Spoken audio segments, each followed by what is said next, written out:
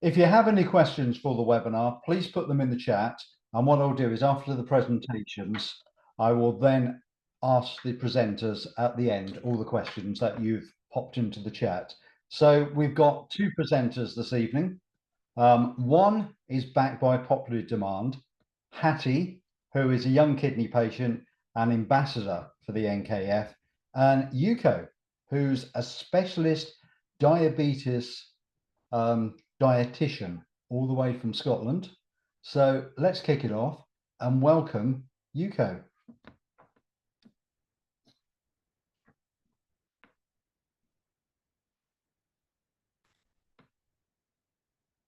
You're still on mute at the moment, Yuko.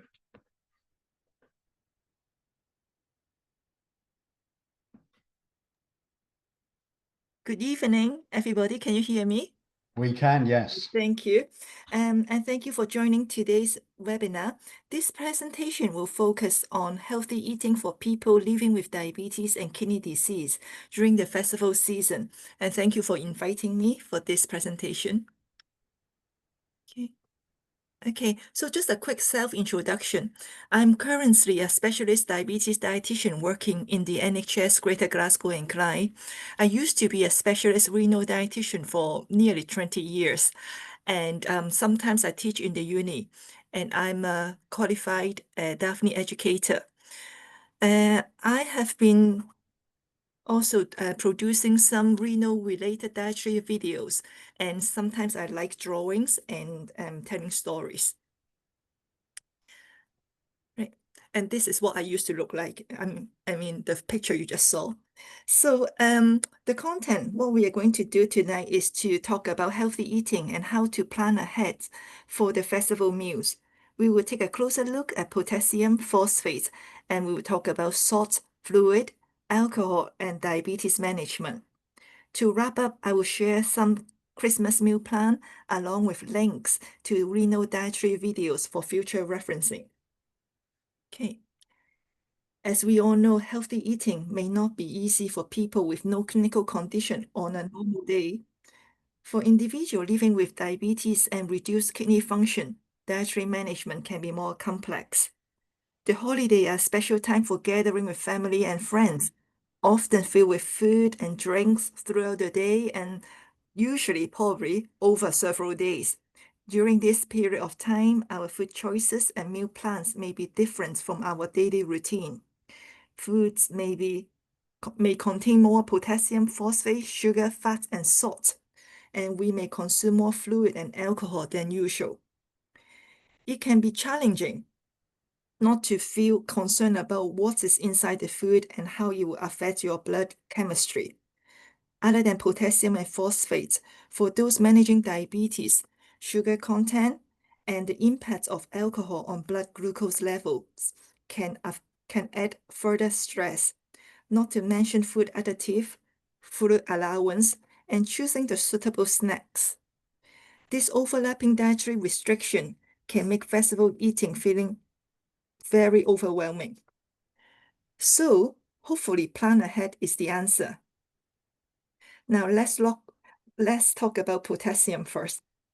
For those who are already told to go on a low potassium diet, I'm sure you are familiar with high potassium vegetables such as potato, chips, Brussels sprouts, potato, and spinach.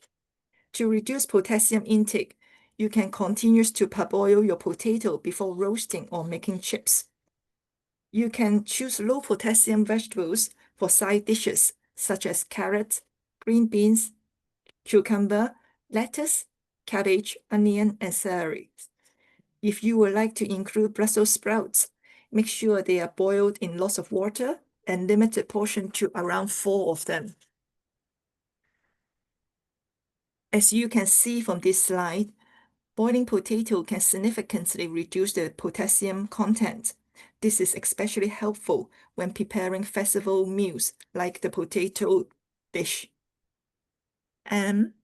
During the festival season, certain Christmas desserts such as Christmas pudding, Christmas cake, mince pies, which contain dry fruits, are high in potassium. Snacks such as Bombay mix and marzipan are also high in potassium. I will recommend you to have only small portion of it. Desserts such as cakes, cream cakes, gâteau, or ice cream, meringues are lower in potassium, and they are better choices. Regarding the drinks, many drinks such as fruit juice, wine, beer, hot chocolate, and coffee all are high or slightly high in potassium compared to the lower potassium options such as a fizzy drink flavored water, diluted squash, tonic, and cup of tea. Also liqueur and spirit. As you can see, 1 cup of tea should I say 1 cup of coffee equal to roughly 5 cups of tea. So the potassium content is significantly lower. And phosphate, and as all of you may know, phosphate is high in dairy products, meat and fish, and also everything on the cheese board except the grapes. And it is commonly found in the main dish, such as the Christmas turkey, beef, and chicken. And when it comes to drinks, dark, fizzy drinks such as Coke, Pepsi, Dr. Pepper, they use inorganic phosphate as preservatives, so they are high in phosphate. It may be better option to choose lemonade, iron brew, ginger beer, Fanta, the diet option if you're diabetes, and they are lower in phosphate. For beer, lighter beer would be less in phosphate, so shandy or choose the lighter option rather than Guinness or stout. Here is a little table which shows you different type of alcohol contain different amounts of potassium and phosphate. Now look at phosphate binder. If you are prescribed a phosphate binder, it is useful to adjust them when you are taking food based on your meal plan and snack. For example, if you normally take 2 tablets with each main meal for 3 times a day, but you are having a larger meat-heavy Christmas lunch and lighter evening meal, you may consider to take one of your evening tablets with lunch instead. Similarly, if you are having high phosphate snacks such as yogurt or cheese between meals, and your breakfast and evening meal are lower in dairy or meat, you could relocate one of your binder from your breakfast or evening meal to cover your snack like this. This flexible approach can help you to manage phosphate level more effectively on the days when your meal pattern is different from your daily routine. Okay. Now we talk about salt. Okay.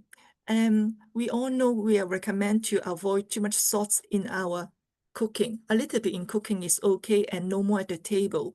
If you're looking at food label, try to choose salt which is less than 1.5 grams salt per 100 grams. And for people with chronic kidney disease, the recommendation is 6 grams or less of salt per day. If you've got kidney disease and diabetes, the recommendation is 5 grams or less salt per day. You are encouraged to favor your food with herbs and spices, and you are encouraged to avoid sauce substitutes because they're high in potassium. Fluid. Okay, when it comes to alcohol drink, we recommend you to have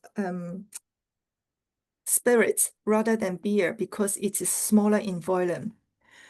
And you can also use your usual tricks if you are on a fluid restriction, such as using ice cubes and avoid salty food because that will make you feel more thirsty.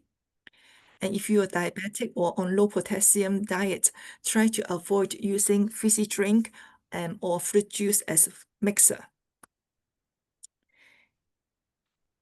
Okay, and regarding salt, I forgot to say you can use gravy, which contain only 1 gram or less of salt per 100 milliliters of the mix-up volume. Okay, and one particular trick for managing fluid restriction during festival time is to use visual aid. You can start your day with an empty plastic bottle with your total daily fluid allowance. Since it is difficult to keep tracking of how much fluid you are drinking during the party and celebration time, This method helps you to stay aware of how much you have consumed. Each time you have a drink, including gravy, with your meal, just pour the same amount of water out of the bottle.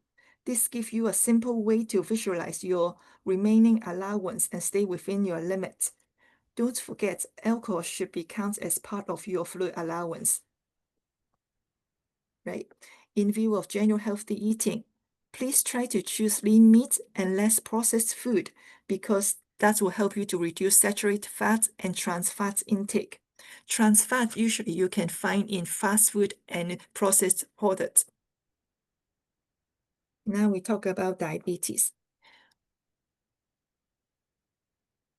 For people with diabetes who are on tablets only or mixed insulin, such as Humulin M3, Novorap 30, this kind of mixed insulin, it is important to maintain a constant intake of carbohydrate-containing food, such as potato, bread, or other starchy products during the festival meal.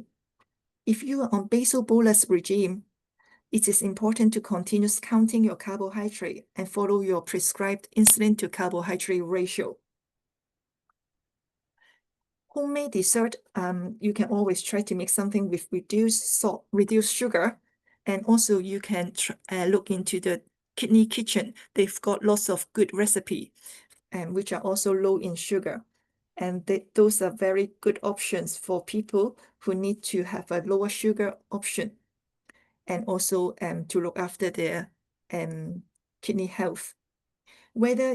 Whenever it's possible, choose high fiber, low glycemic index carbohydrate option. And that will help your blood sugar not to spike so much after food and support better overall control. There are two types of alcoholic drinks.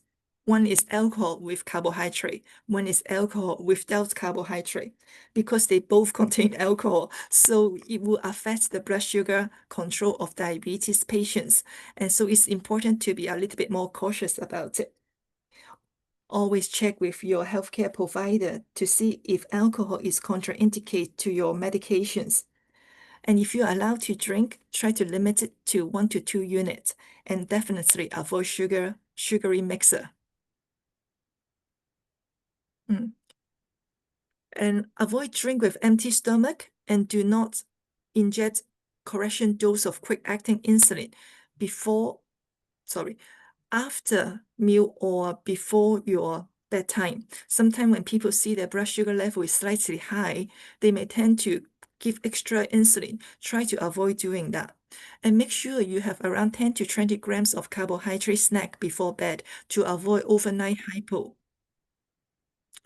The big question everybody asks is to count or not to count when you are drinking alcohol. I would suggest there are 3 basic steps you need to be aware of. Number 1, you need to know what you are drinking, especially when you're drinking cocktail. Does it contain sugar or any carbohydrate in it? And how many carbohydrate portion you are drinking? The general rule is you need to avoid drinking on empty stomach and make sure you got snack before you go to bed. Now looking at this list, these are the drinks which contain carbohydrate, such as cocktail with sugary mixer or a fresh fruit juice, Baileys, Amaretto, and peach schnapps, cider, control, lager, port, sherry, stout, and gin with regular tonic. Alcohol which contain lower or no carbohydrate are champagne, gin with slimline tonic, wine, and whiskey or vodka. When you drink alcohol, you usually will find your blood sugar level will go up and then it will go down later. But it all depends on the type and the amount you are drinking.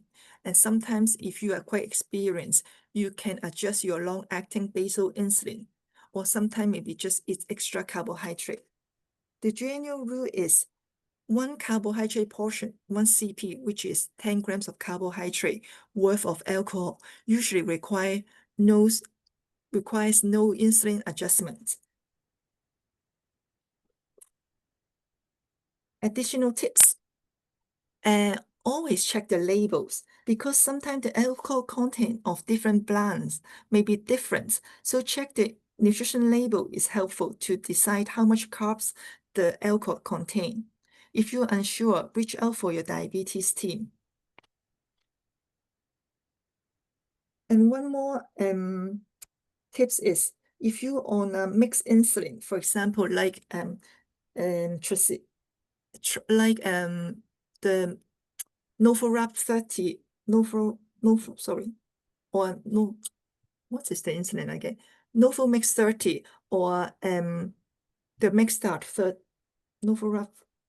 Sorry, I just suddenly forgot the insulin name. So it is studied the Novorapid, Mixstart 30, or humanin M3. Yes, that's the one. If you're on this kind of mixed insulin, it will be easier for you to eat more carb than adjusting the insulin.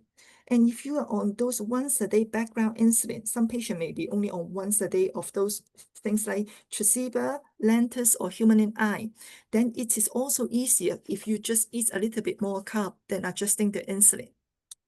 Okay, so here is some of the idea for your referencing. So if you are going to eat a meat-heavy Christmas lunch, save your quota for that, then sometimes you can have a little bit more carb at your breakfast time. For example, you can have pancake, bagel, croissant for your breakfast with berries, jam, cheese, bacon, or eggs.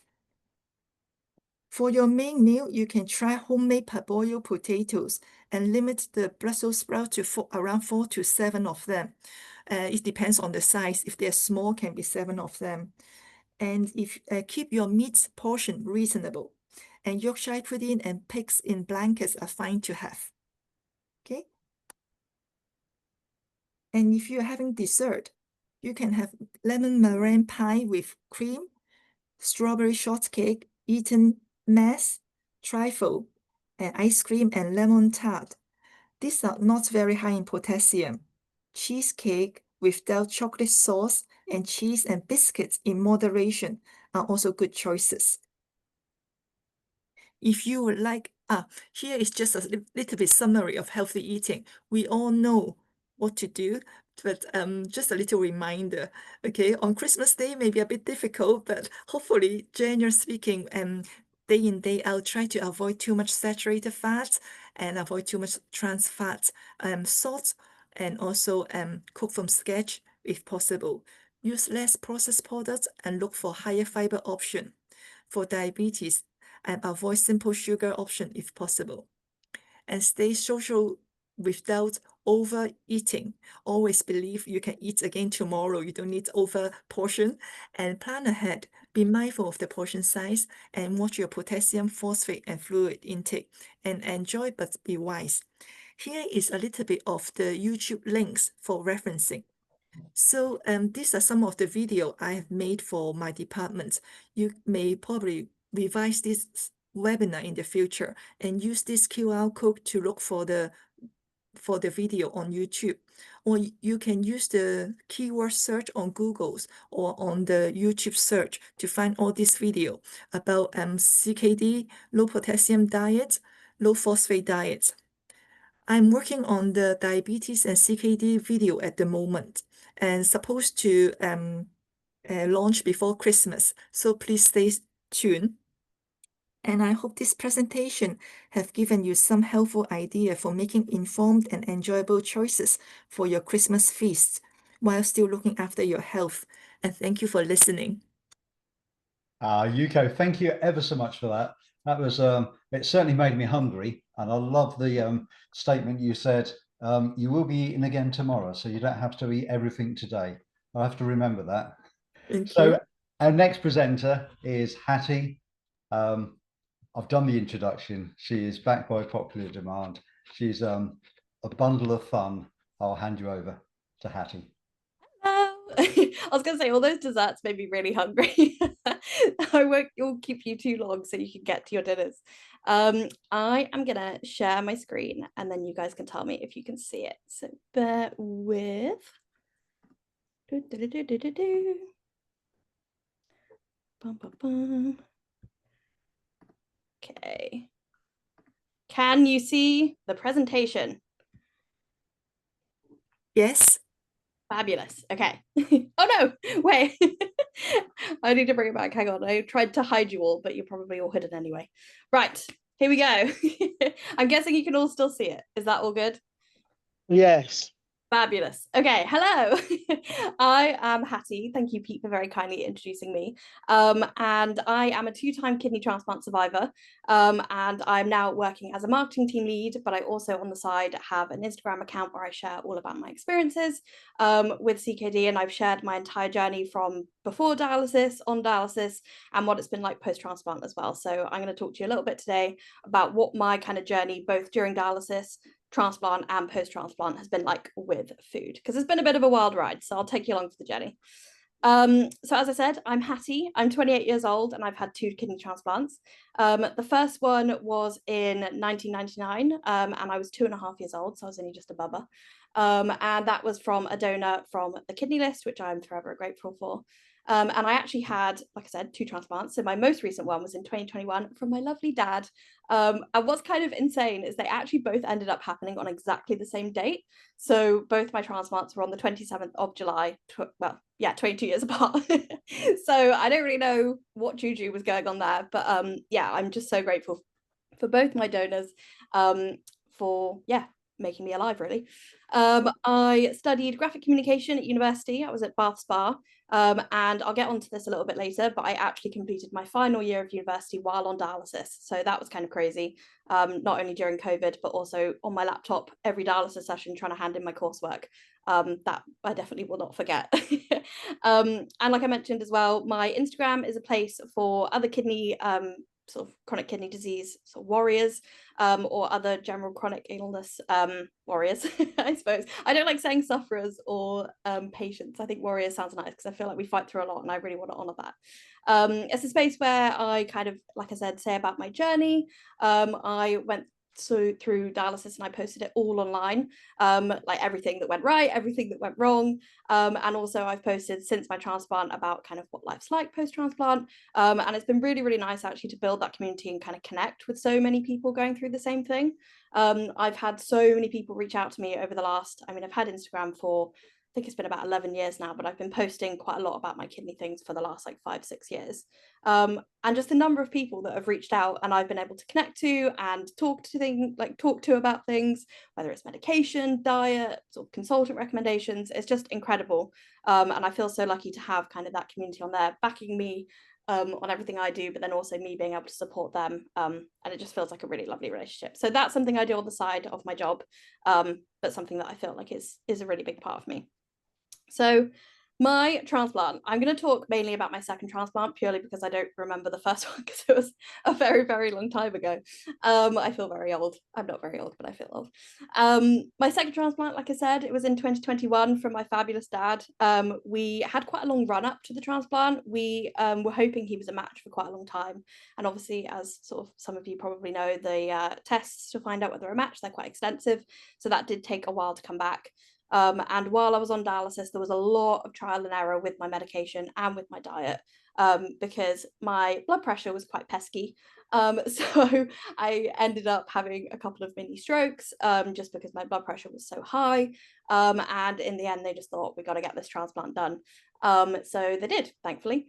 And I will never forget the memory of having my transplant.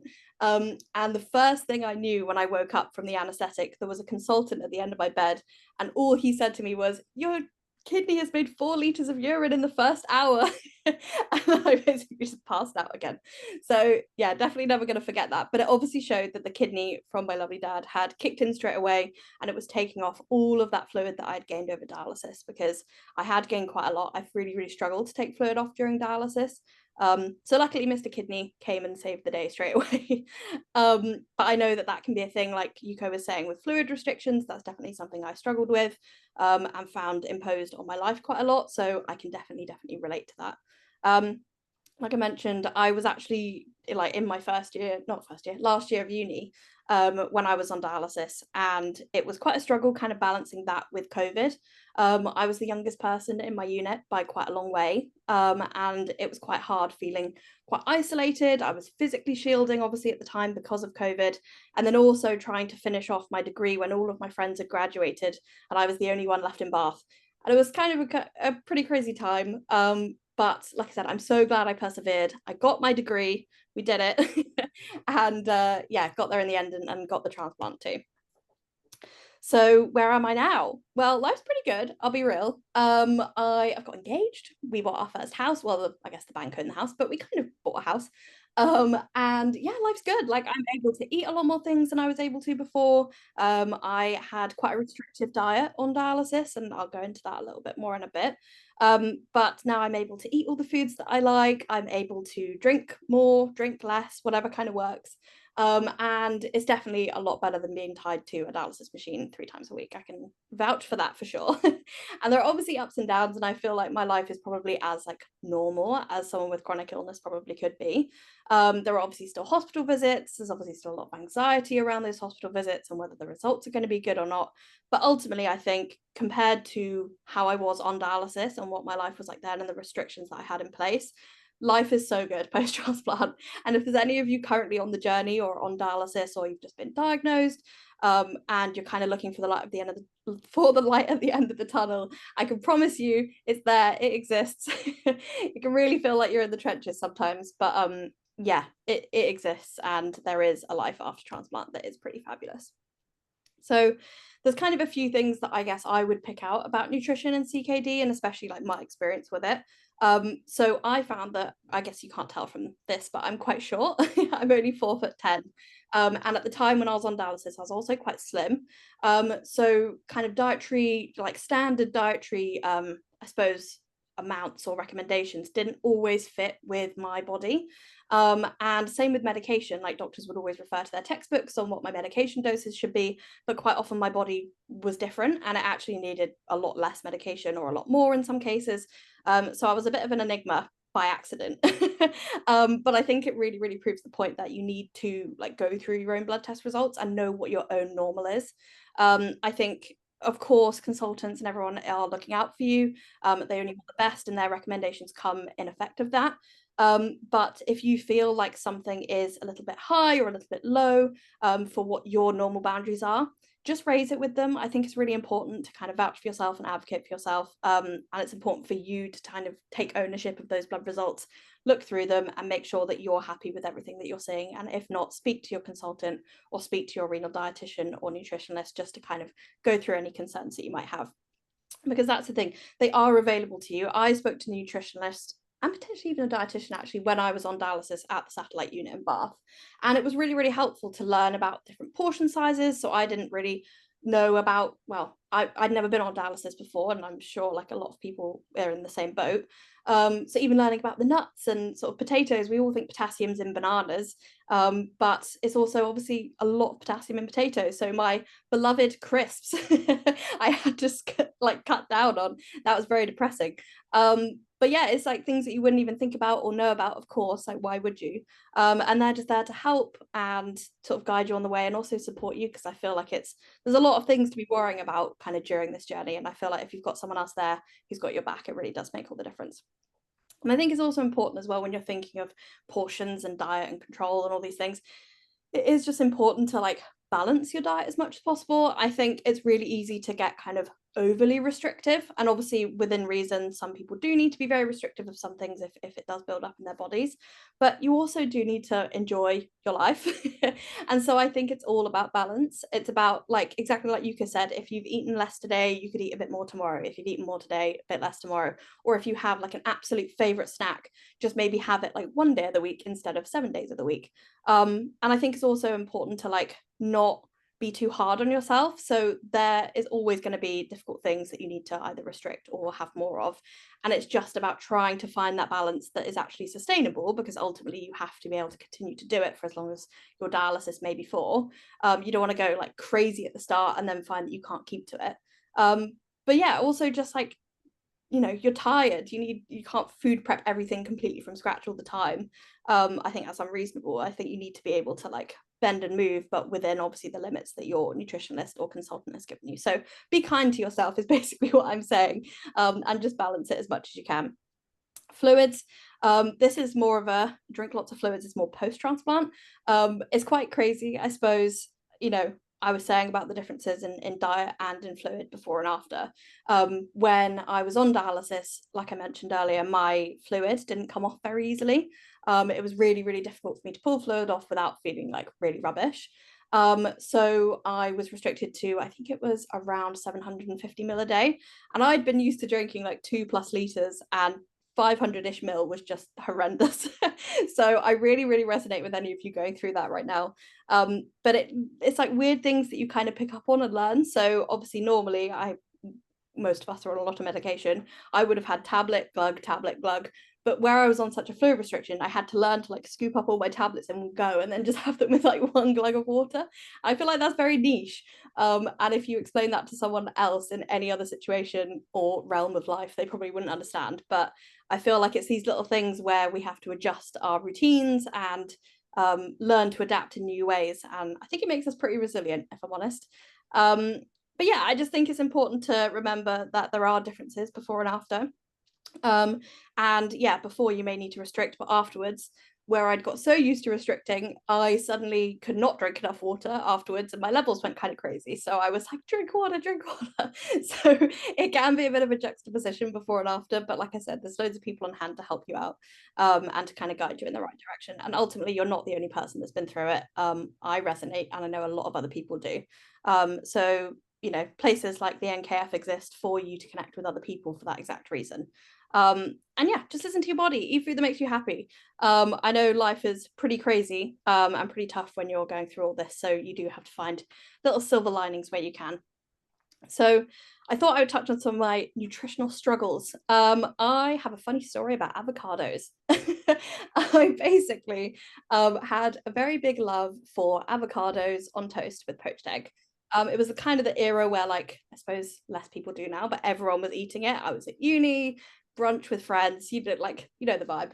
And yeah, I just ate too many. I just was like, no, I know best. I want to stick to my old diet of just eating loads of avocados on toast like a crazy person. And I basically ended up in A&E with too high potassium. So don't be like me. Don't just think you can eat all the avocados, because you can't. I'm pretty sure it was like over 7 my potassium, and my whole body would go tingly. I don't recommend it. But yeah, it just kind of does go to prove that actually our bodies are different during dialysis than when we have a functioning kidney or functioning transplant. And actually thinking that everything is exactly the same, it's just not. And I think that's also quite a hard thing to accept. And I think that's something that I struggled with, was that kind of acceptance. And me hanging on to my avocados was kind of me hanging on to like my past life with my sort of working transplant and being able to eat whatever I wanted. And so at the time I quite struggled with letting go of that. But then, yeah, after the A&E incident, I was like, okay, no, I do need to actually pay attention, basically. So don't be like me. Don't eat too many avocados or crisps or bananas. Insert any other potassium food here. Not enough hemoglobin. That was another really, really big one for me. And I know that hemoglobin and iron are different, but both iron and hemoglobin are things that I really struggle with on dialysis. And I was constantly having Aranesp and Neurocormin injections, but they just like didn't really seem to do anything. I'd also eat quite a lot of sort of red meats, steaks, things like that. Lots of spinach. I was basically Popeye.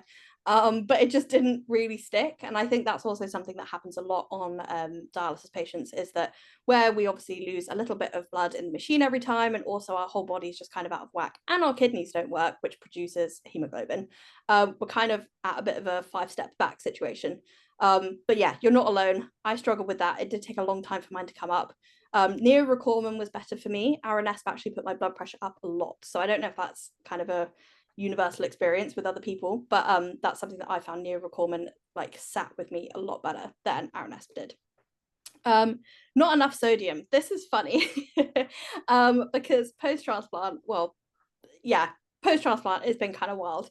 As I was saying, I really struggled to drink like a lot of water after my transplant, because I've been so used to drinking less. And so when I did start drinking water, I was literally just drinking water, plain water. And my body just couldn't cope. It basically diluted all of my minerals, my sodium especially. And I had a phone call, I think it was like a week or two post-transplant, and they were like, yeah, your sodium's really low. You need to like eat as much crazy food as you can. So I'll go into that more later.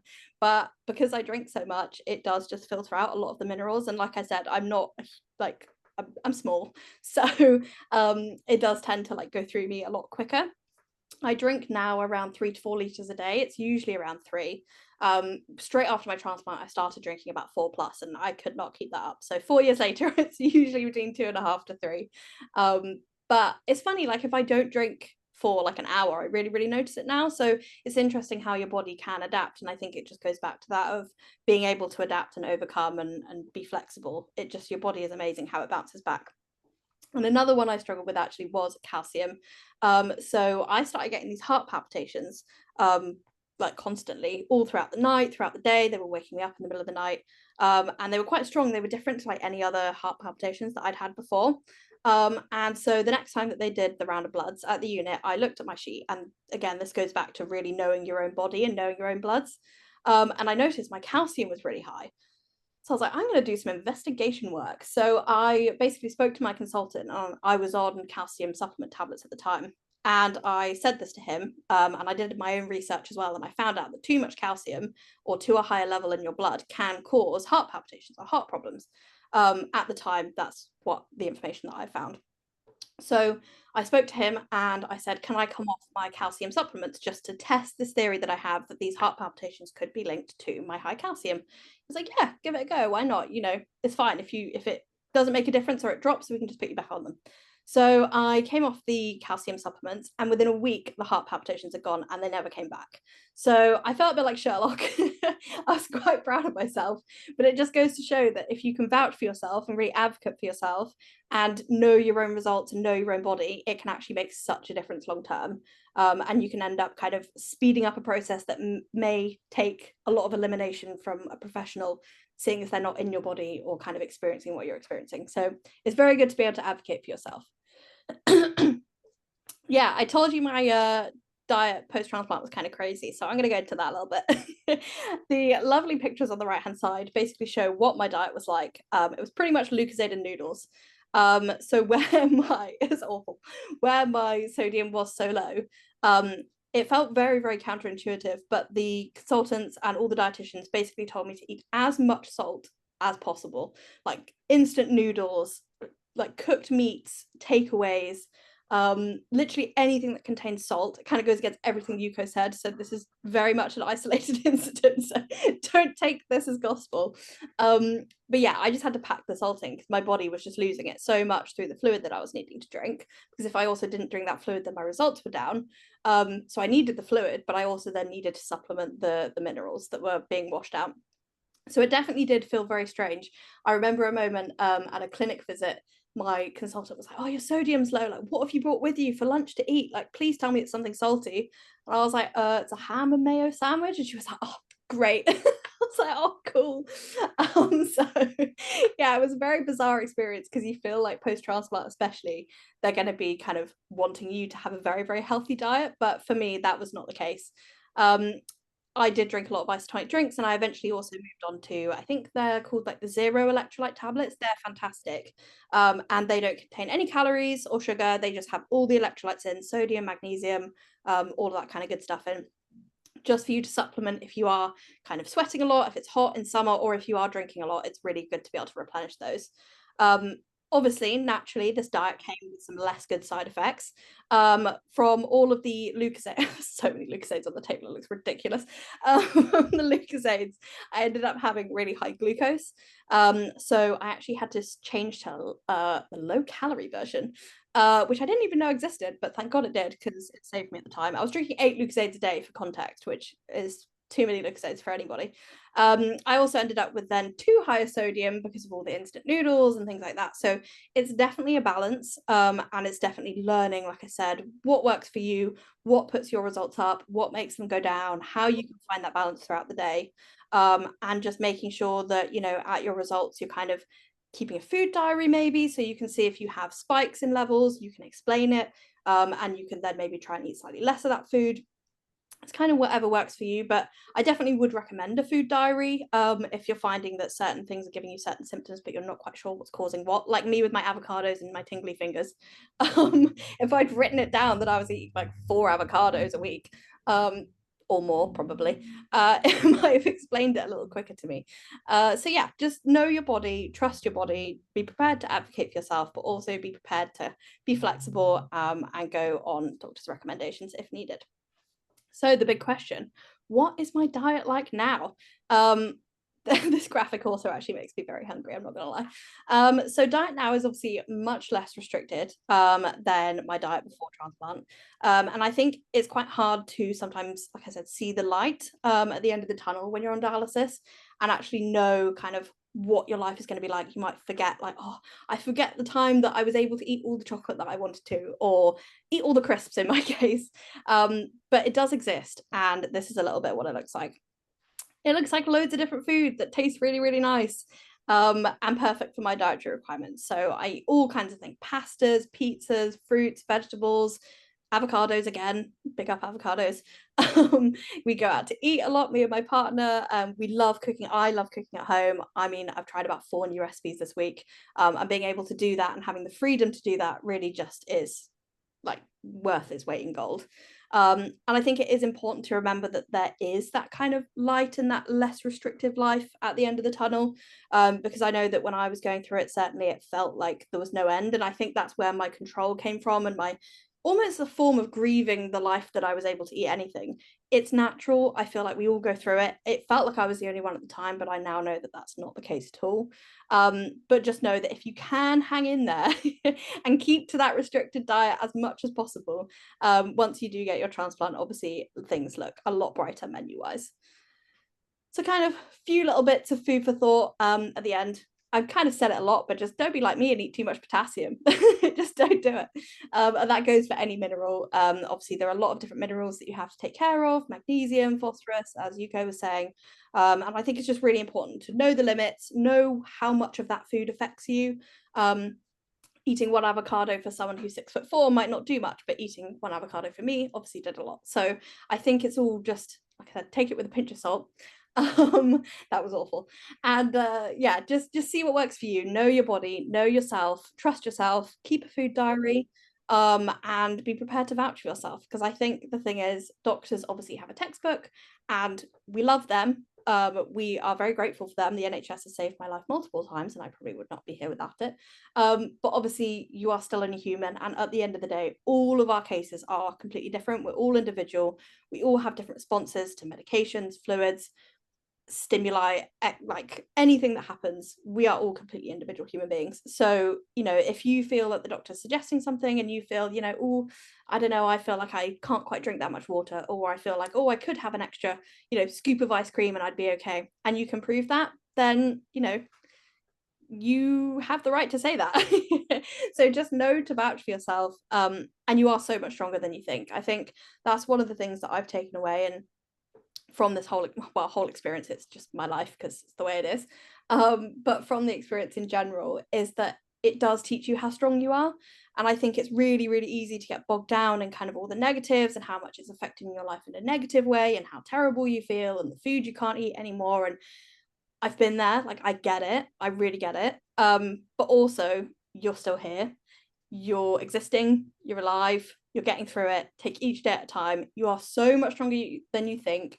And when you're in the trenches, just know that it is genuinely all worth it at the end, because there is a life at the end of the tunnel, which is very, very nice.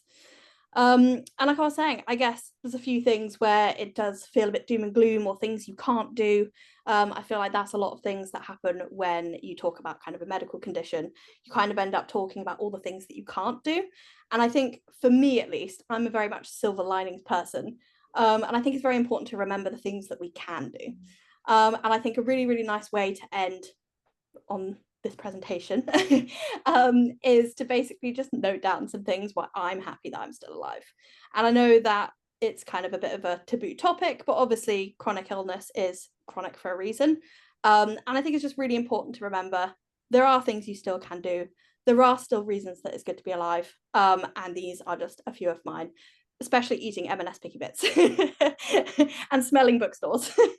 But yeah, I think it's just important to like remind ourselves that we're okay, we're fine, it's all going to be good, and we are still here, and we'd have to definitely appreciate that when times are tough.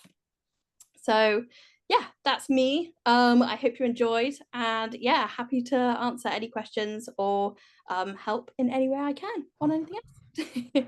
Hattie, thank you ever so much. As always, a breath of fresh air. And I did look at that board today when you sent the presentation over of all the things you love.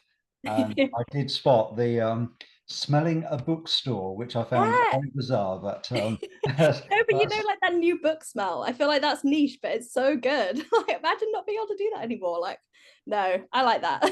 But some wise words, and yeah, it's a very positive attitude. So thank you ever so much for your presentation. Oh, you're very welcome. Thank you for having me There's on. a few questions here for both of you, maybe. And for transplant patients with type 2 diabetes and a good kidney function, what is your view on the ketogenic diet? Has anyone heard of that? Maybe one for Yuko. Yes, I was just thinking about that. For ketogenic diets, it means it's low in low in carbs, and it is high in fat and high in protein. So the person can burn their own fat to produce the energy. The downside of this diet is usually too high in fat and maybe contain animal fat. So it's not always ideal. And even someone is only on high protein, high fat, depends on the person is on oral hypoglycemic agent or whether they are on insulin. Sometimes it's a little bit difficult to control their blood sugar because blood sugar level usually goes up 1 to 2 hours after a normal carb-containing meal. But if you are on a high-fat, high-protein diet, the blood sugar level may go up 3 to 5 hours after your meal, so it will still go up. And my first instinct will be I will try to look into is this person actually eating too much calories or too much carbs at the first place. You don't need to go into the extreme of going to a ketogenic diet. Maybe just half of the carb they are eating, they already will be able to lose weight. That would be safer. And ketogenic diet is usually not recommended under the NHS. So yes, I will still look into the whole diet and also any diabetes control drug or insulin to make the decision there. So I think the takeaway of that is, you know, everyone is different. Talk to your consultant and ask that question to your consultant because they know you, you know your own body as well. Few more comments on here. Great talk, Yuko. We'll watch it back slowly and write everything down. Lots of information. Thank you. Great reminder that the festive season is coming up and that we've got to watch our diets and everything else. Someone else has put here, love your energy, Hattie. Thank you. That was excellent, Hattie. Someone else has put. So great positive comments here. And someone's just put, I only have one kidney. Should I drink the recommended daily intake of fluid or less than that, please?